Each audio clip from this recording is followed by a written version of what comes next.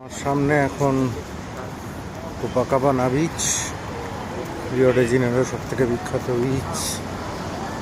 এই বিচে ফুটবল খেলা হয় এবং এই বিচ থেকে প্রচুর ফুটবলার ব্রাজিলে আতুরঘর বলতে পারো।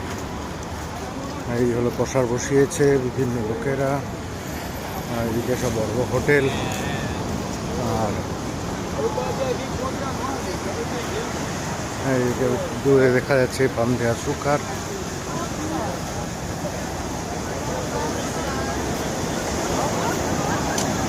এদিকে ব্রাজিল পোর্ট। এইভাবে ব্রাজিলের ফুটবলের জন্ম।